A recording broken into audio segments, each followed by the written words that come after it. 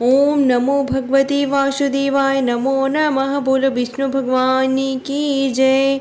प्राचीन काल में भारत में एक राजा राज्य करता था। वह बड़ा ही प्रतापी और दानी था। वह नित्य मंदिर में दर्शन करने जाता था तथा ब्राह्मण और गुरु की सेवा किया करता था। उसके द्वार से कोई भी निराश होकर नहीं लौटता था। वह प्रत्येक गुरुवार को व्रत एवं पूजन करता था। वह गरीबों की सहायता करता था, परंतु यह सब बातें उसकी रानी को अच्छी नहीं लगती थी। न वह व्रत करती और ना ही किसी को एक पैसा दान में देती थी तथा राजा से भी ऐसा करने को मना किया करती थी। एक समय राजा शिकार खेलने वन को गए हुए थे। घर पर रानी और दासी थी।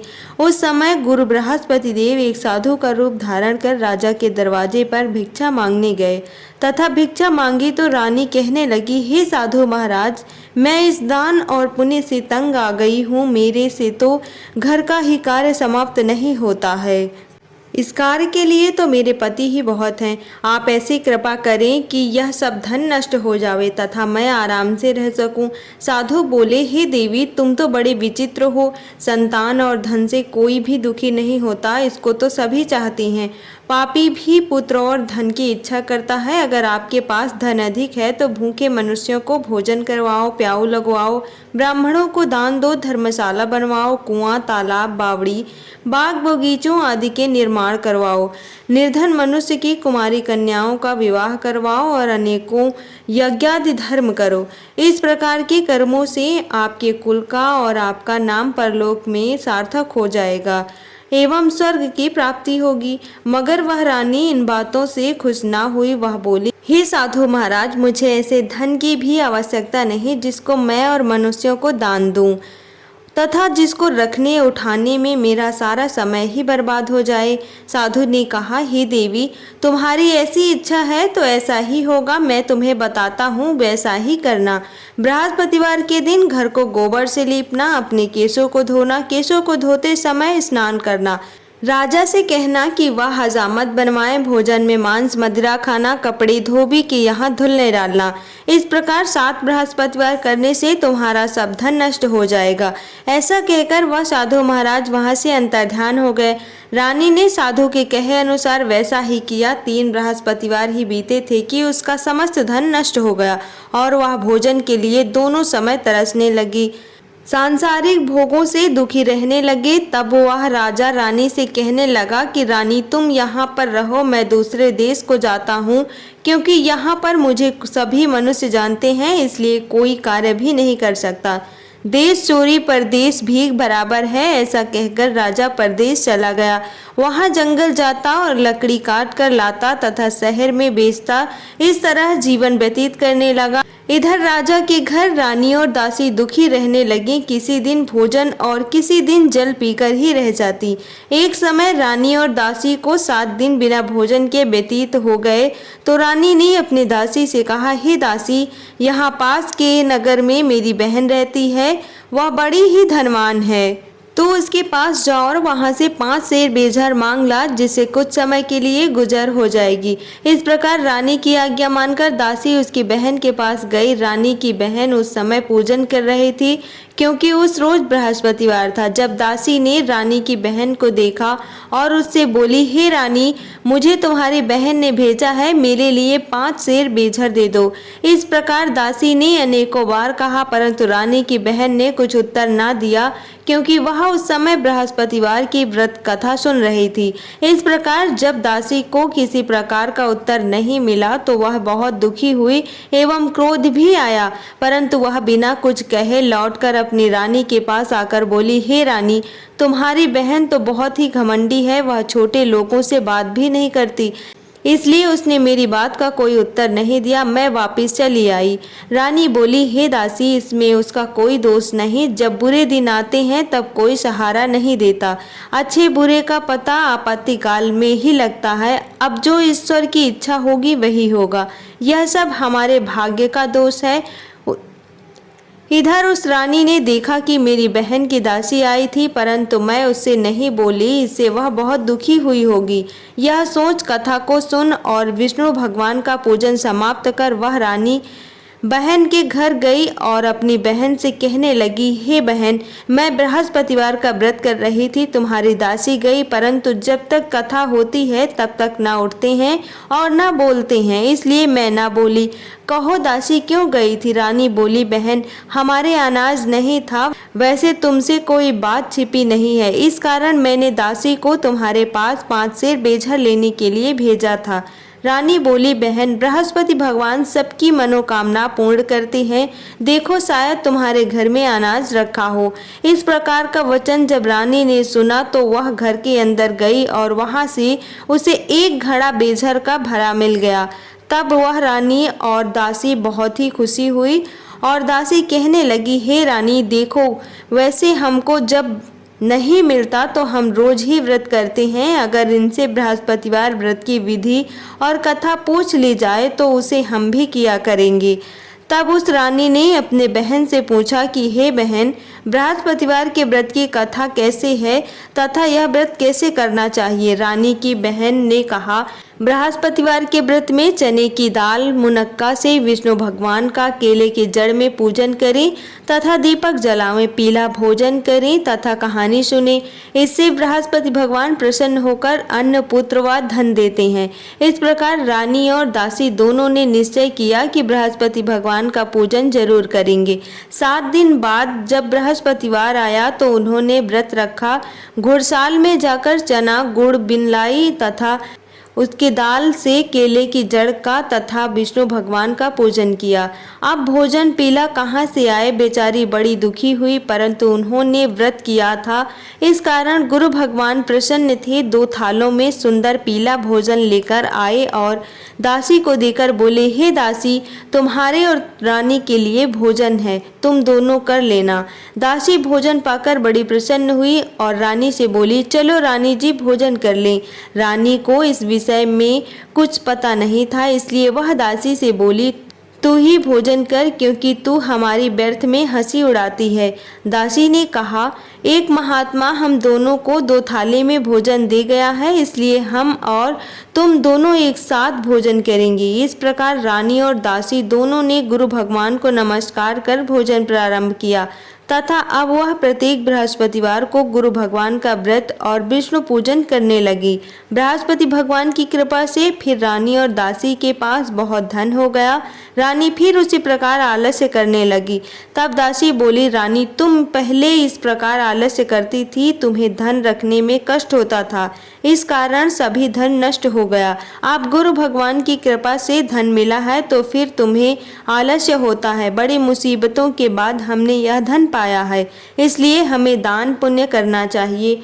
आप भूखे मनुष्यों को भोजन कराओ, प्याऊ लगवाओ, ब्राह्मणों को दान दो, कुआं तालाब बावड़ी आदि का निर्माण करवाओ, मंदिर पाठशाला बनवाकर दान दो, कुमारी कन्याओं का विवाह करवाओ, धन को शुभ कार्यों में खर्च करो, जिससे तुम्हारे कुल का यश बढ़े तथा तुम्हें स्वर्ग प्राप्त हो। तब रानी ने इस प्रकार कर्म करने प्रारंभ किए तो उसका यश फैलने लगा। एक दिन रानी और दासी विचार करने लगी, न जाने राजा किस प्रकार होंगे, उनकी कोई खबर नहीं। तब गुरु भगवान से उन्होंने प्रार्थना की। भगवान ने रात्रि में जाकर स्वप्न में कहा, हे राजा, उठ, तेरी रानी तुझको याद कर रही है, अपने देश को जाओ। राजा प्रातः काल उठा और विचार करने लगा कि स्त्री जाति खाने और पहनने की संगिनी होती है, परंतु भगवान की आज्ञा मानकर वह अपने नगर के लिए चलने को तैयार हुआ। इससे पूर्व जब राजा परदेश चला गया तो परदेश में दुखी रहने लगा। प्रतिदिन जंगल में लकड़ी बिनकर लाता और उन्हें शहर में बेचकर अपने दुखी जीवन को बड़ी कठिनता से व्यतीत करता था। एक दिन राजा दुखी होकर अपनी पुरानी बातों को याद करके रोने लगा। तब उस जंगल में से बृहस्पति देव एक साधु का रूप धारण कर आ गए और राजा के पास आकर बोले, हे लकड़हारे, तुम इस सुनसान जंगल में किस चिंता में बैठे हो, मुझको बतला। यह सुन राजा के नेत्रों में जल भर आया और उस साधु की वंदना कर बोला, हे प्रभु, आप सब कुछ जानने वाले हो। इतना कह साधु को अपनी संपूर्ण कहानी बतला दी। साधु रूपी भगवान बोले, हे राजा, तुम्हारी स्त्री ने बृहस्पति देव का अपमान किया था, जिस कारण तुम्हारी यह दशा हुई है। अब तुम किसी प्रकार की चिंता मत करो, भगवान तुम्हें पहले से अधिक धनवान करेगा। देखो तुम्हारी स्त्री ने भी गुरुवार का व्रत प्रारंभ कर दिया है और तुम मेरा कहना मानकर बृहस्पतिवार को व्रत करके चने की दाल, गुड़ जल के लोटे में डालकर केला का पूजन करो, फिर कथा सुनो। भगवान तुम्हारी सब मनोकामनाओं को पूर्ण करेगा।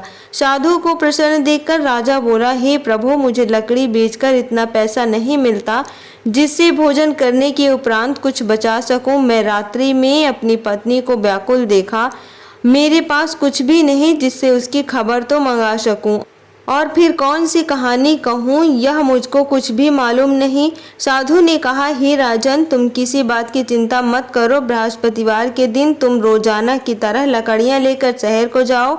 तुमको रोज से दोगुना धन प्राप्त होगा, जिससे तुम भली भांति भोजन कर लोगे और बृहस्पति देव की पूजा का सामान भी आ जाएगा। और बृहस्पतिवार की कहानी कहना, जो निम्न इस प्रकार से है। प्राचीन काल में एक ब्राह्मण था, बहुत ही निर्धन था, उसके कोई भी संतान नहीं थी। उसकी स्त्री बहुत ही मालिनता के साथ रहती थी। वह न स्नान करती, न किसी देवता का पूजन करती, प्रातःकाल उठते ही सर्वप्रथम भोजन करती, बाद में कोई अन्य कार्य करती थी। इससे ब्राह्मण देवता बड़े ही दुखी थे। बेचारे बहुत कुछ कहते थे किंतु उसका कोई परिणाम न निकला। भगवान की कृपा से ब्राह्मण की स्त्री के कन्या रूपी रत्न पैदा हुआ। वह कन्या अपने पिता के घर में बड़ी होने लगी। वह बालिका प्रातः स्नान करके विष्णु भगवान का जप करती थी तथा बृहस्पतिवार का व्रत भी करती थी।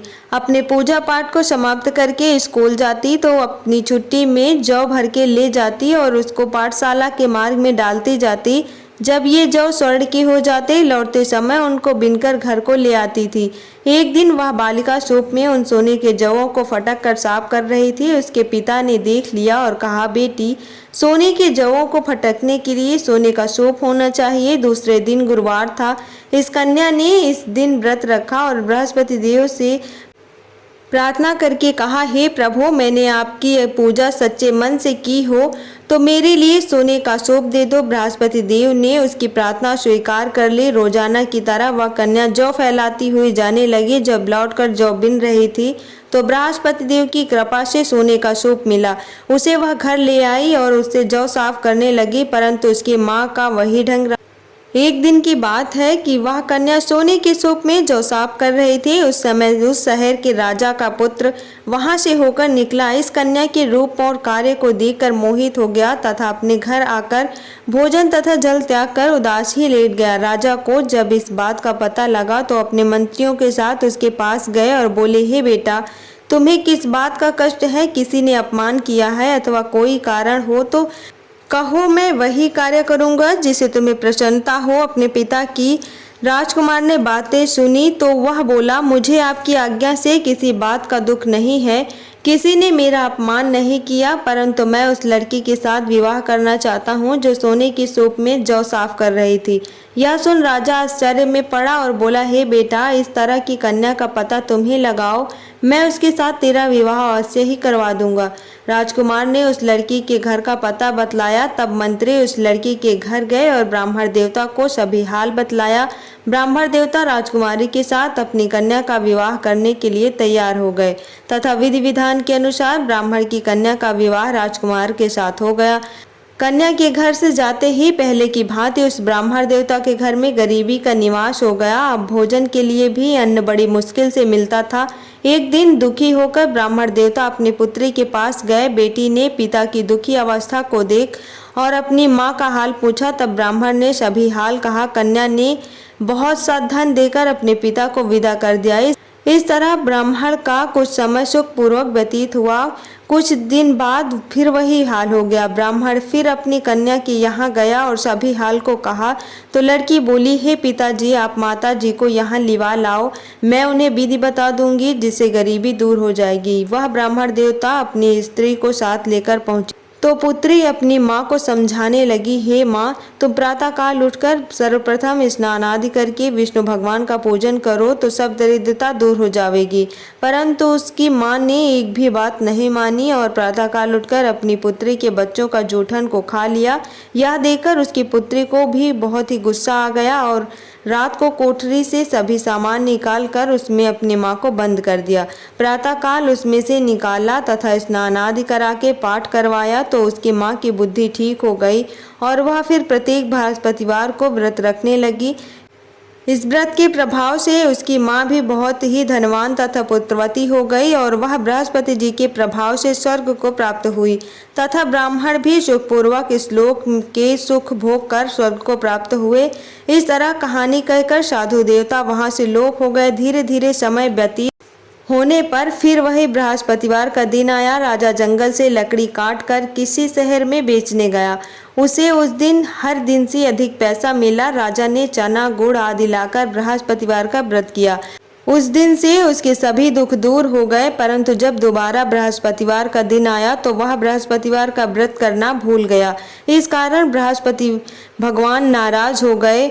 उस दिन उस नगर के राजा ने विशाल यज्ञ का आयोजन किया तथा शहर में यह घोषणा करा दी कि कोई भी मनुष्य अपने घर भोजन न बनाए, न आग जलाए। समस्त प्रजा मेरे यहाँ भोजन करने आए। इस आज्ञा को जो न मानेगा उसके लिए फांसी की सजा दी जाएगी। इस तरह की घोषणा संपूर्ण नगर में करवा दी गई। राजा की आज्ञा अनुसार शहर के सभी लोग भोजन करने गए, लेकिन लकड़हारा कुछ देर से पहुंचा, इसलिए राजा उसको अपने साथ घर ले गए। जब वह उसे घर पर भोजन करा रहे थे तो रानी की दृष्टि उस खूंटी पर पड़ी जिस पर उसका हार लटका हुआ था। वह वहां पर दिखाई नहीं दिया। रानी ने निश्चय किया कि मेरा हार इस मनुष्य ने चुरा लिया। उसी समय सैनिकों को बुलवा कर उसको जेल खाने में डलवा दिया। जब राजा जेल खाने में पड़ गया और बहुत दुखी होकर विचार करने लगा कि न जाने कौन से पूर्व जन्म के कर्म से मेरे लिए दुख प्राप्त हुआ है, वह उसी साधु की याद करने लगा जो कि जंगल में मिला था। उसी समय तत्काल बृहस्पति देव साधु के रूप में प्रकट हो गए और उसकी दशा को देखकर कहने लगे, अरे मूर्ख, तूने बृहस्पति देवता की कथा नहीं करी, इस कारण तेरे को दुख प्राप्त हुआ है। अब चिंता मत कर, बृहस्पतिवार के दिन जेल खाने के दरवाजे पर रुपए पड़े मिलेंगे, उनसे तो बृहस्पति देव की पूजा करना, तेरे सभी कष्ट दूर हो जाएंगे। बृहस्पतिवार के रोज उसे रुपए पड़े मिले। राजा ने कथा कही। उसी रात्रि को बृहस्पति देव ने उस नगर के राजा को स्वप्न में कहा, हे राजा, तुमने जिस आदमी को जेल खाने में बंद कर दिया है और वह निर्दोष है, वह राजा है, उसे छोड़ देना। रानी का हार उसी खूंटी पर लटका हुआ है। अगर तू ऐसा नहीं करेगा तो मैं तेरे राज्य को नष्ट कर दूंगा। इस तरह के रात्रि स्वप्न को देख राजा प्रातःकाल उठा और खूंटी पर हार देकर लकड़हारे को बुलाकर क्षमा मांगी तथा राजा के योग सुंदर वस्त्र आभूषण देकर विदा किया। साधु की आज्ञा अनुसार राजा अपने नगर को चल दिया। राजा जब नगर के निकट पहुंचा तो उसे बड़ा आश्चर्य हुआ। नगर में पहले से अधिक बाग, तालाब और कुएं तथा बहुत सी धर्मशाला, मंदिर आदि बन गई हैं। राजा ने पूछा कि यह सब किस का बाग और धर्मशाला है। तब नगर के सब लोग कहने लगे, यह सब रानी की है। राजा को आश्चर्य हुआ और गुस्सा भी आया। तब रानी ने यह खबर सुनी कि राजा आ रहे हैं तो उसने दासी से कहा कि हे दासी, देख, राजा हमको कितनी बुरी हालत में छोड़कर गए थे। वह हमारी इस हालत को देखकर लौट न जाए, इसलिए तू दरवाजे पर खड़ी हो जा। रानी की आज्ञा अनुसार दासी दरवाजे पर खड़ी हो गई। राजा आए तो उन्हें अपने साथ लिवा लाई। तब राजा ने क्रोध करके अपनी तलवार निकाली और पूछने लगे, यह बताओ कि यह धन तुम्हें कैसे प्राप्त हुआ है। तब उन्होंने कहा कि हमें यह सब धन बृहस्पति देव के व्रत के प्रभाव से प्राप्त हुआ है। राजा ने निश्चय किया कि 7 रोज बाद तो सभी बृहस्पति देव का पूजन करते हैं, परंतु मैं रोजाना दिन में 3 बार कहानी कहा करूंगा तथा रोज व्रत करूंगा। अब हर समय राजा के दुपट्टे में चने की दाल बंधी रहती तथा वह दिन में 3 बार कहानी कहता। एक रोज राजा ने विचार किया कि चलो अपनी बहन के यहाँ हो आए। इस तरह निश्चय कर राजा घोड़े पर सवार हो अपनी बहन के यहाँ को निकला। मार्ग में उसने देखा कि कुछ आदमी एक मुर्दे को लिए जा रहे हैं। उन्हें रोककर राजा कहने लगा, अरे भाइयों, मेरी बृहस्पतिवार की कहानी सुन लो। वे बोले, हमारा आदमी मर गया है, उसको अपनी कथा की पड़ी है। परंतु कुछ आदमी बोले, अच्छा कहो, हम तुम्हारी कथा भी सुनेंगे। राजा ने दाल निकाली और कथा कहने लगा। जब कथा आधी हुई कि मुर्दा हिलने लगा और जब कथा समाप्त हो गई तो राम राम कहकर खड़ा हो गया। आगे मार्ग में उसे एक किसान खेत में हल चलाता मिला। राजा ने उसे देखा और उससे बोला, अरे भैया, मेरी बृहस्पतिवार की कथा सुन लो। किसान बोला, जब तक मैं तेरी कथा सुनूंगा तब तक 4 हरैया जोत लूंगा। जा अपनी कथा किसी और को सुनाना। इस तरह राजा आगे चलने लगा। राजा के हरते ही बैल पछाड़ खाकर गिर गए तथा उस किसान के पेट में बहुत जोर से दर्द होने लगा। उस समय उसकी माँ रोटी लेकर आई। उसने जब ये देखा तो अपने पुत्र से सब हाल पूछा। तब बेटे ने सभी हाल कह दिया।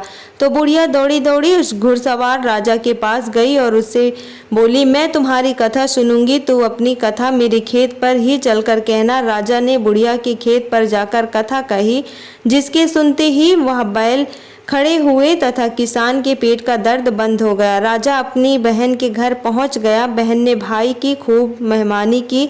दूसरे रोज प्रातःकाल राजा जगा तो देखने लगा कि सब लोग भोजन कर रहे हैं। राजा ने अपनी बहन से कहा कि ऐसा कोई मनुष्य है जिसने भोजन नहीं किया हो, वह बृहस्पतिवार की कथा सुन ले। बहन बोली, हे भैया, यह देश ऐसा ही है। पहले यहाँ लोग भोजन करते हैं, बाद में अन्य कार्य करते हैं। अगर कोई पड़ोस में हो तो देख आऊं। वह ऐसा कहकर चली गई, परंतु उसे कोई व्यक्ति नहीं मिला जिसने भोजन न किया हो। अतः वह एक कुम्हार के घर गई जिसका लड़का बीमार था। उसे मालूम था कि उनके यहाँ 3 रोज से किसी ने भोजन नहीं किया है। रानी ने अपने भाई की कथा सुनने के लिए कुम्हार से कहा। वह तैयार हो गया। राजा ने उसके यहाँ जाकर बृहस्पतिवार की कथा कही, जिसको सुनकर उसका लड़का ठीक हो गया। अब तो राजा की प्रशंसा होने लगी। एक रोज राजा ने अपनी बहन से कहा कि हे बहन, हम अपने घर को जाएंगे, तुम भी तैयार हो जाओ। राजा की बहन ने अपनी सास से पूछा तो सास बोली, हाँ चली जा, परंतु अपने लड़कों को मत ले जाना, क्योंकि तेरे भाई के कोई औलाद नहीं है। बहन ने अपने भैया से कहा, हे भैया, मैं तो चलूंगी, परंतु कोई बालक नहीं जाएगा। राजा बोला, जब कोई बालक नहीं चलेगा तब तुम ही चलकर क्या करोगी। बड़े दुखी मन से राजा अपने नगर को लौटा। राजा ने अपनी पत्नी से कहा, हम निर्वंशी राजा हैं, हमारा मुँह देखने का धर्म नहीं है। और इस उदासी के कारण उसने कुछ भोजन भी नहीं किया। रानी बोली, हे स्वामी, बृहस्पति देव हमें औलाद अवश्य देंगे। उसी रात को बृहस्पति देव ने राजा से स्वप्न में कहा, हे राजा, उठ, सोच त्याग, तेरी रानी गर्भ से है। 9वें महीने में उसके गर्भ से एक सुंदर पुत्र पैदा होगा। तब राजा ने कहा, हे रानी, स्त्री बिना भोजन के रह सकती है, बात कहे बिना नहीं रह सकती है।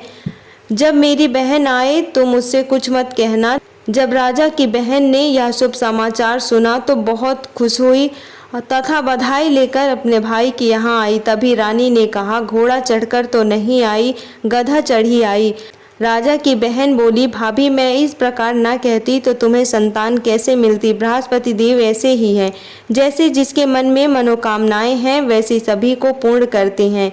जो सद्भावना पूर्वक कथा पढ़ता है एवं सुनता है और दूसरों को सुनाता है, बृहस्पति देव उसकी सभी मनोकामना पूर्ण करते हैं तथा उनकी सदैव रक्षा करते हैं। संसार में जो मनुष्य सद्भावना से गुरु भगवान का पूजन व्रत सच्चे हृदय से करते हैं तो उनकी सभी मनोकामनाएं पूर्ण होती हैं।